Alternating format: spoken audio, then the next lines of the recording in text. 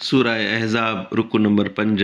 बेशक मुसलमान मर्द ऐं मुसलमान ज़ालूं ऐं मोमिन ऐं मोमिनियाणियूं ऐं फर्मा बरदार ऐं फर्मा बरदारिणियूं ऐं सच्चा ऐं सच्चियूं ऐं सब्र वारा ऐं सब्र वारियूं ऐं ख़ुदा खां ॾुजंदड़ ऐं ख़ुदा खां ॾुजंदड़ियूं ऐं ख़ैरात करण वारा ऐं ख़ैरात करण वारियूं ऐं रोज़े रखण वारा ऐं रोज़े रखण वारियूं ऐं पंहिंजनि उघड़ियुनि खे निगाह में रखण वारा ऐं निगाह रखण वारियूं ऐं अल्लाह खे घणो यादि कंदड़ ऐं यादि कंदड़ियूं।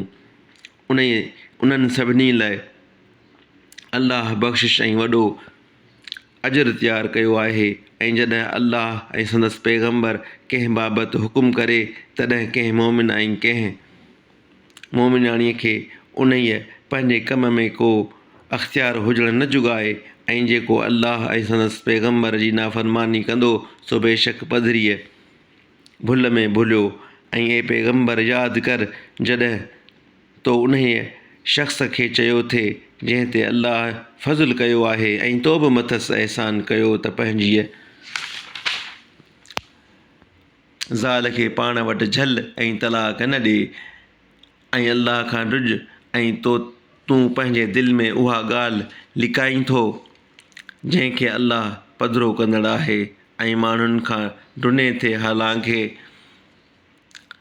अल्लाह हिन ॻाल्हि जो वधीक हक़दारु आहे जो उन खां ढुञी पोइ जंहिं महिल ज़ैद उन औरत खां पंहिंजी हाजत पूरी कई याने तलाक ॾिनई तंहिं महिल उनखे तोसां परणायोसूं हिन लाइ त मोमिननि ते पंहिंजे पुटेलियुनि जे ज़ालनि परिणण में का उखाई न रहे जॾहिं उहे उन्हनि खां पंहिंजी हाजत पूरी कनि याने तलाक ॾियनि। ऐं अल्लाह जो जेको हुकुम आहे सो थियणो आहे।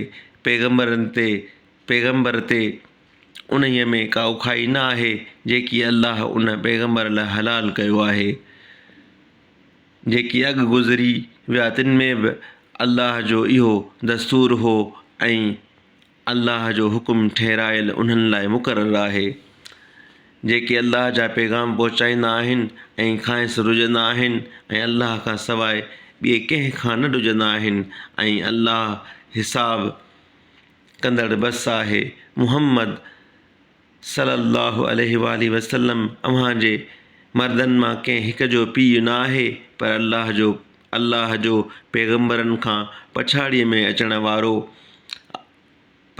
अचण वारो आहे ऐं अल्लाह हर शइ खे ॼाणंदड़ आहे।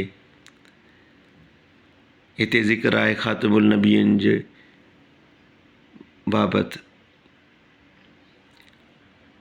ख़ातिमुल नबीयीन।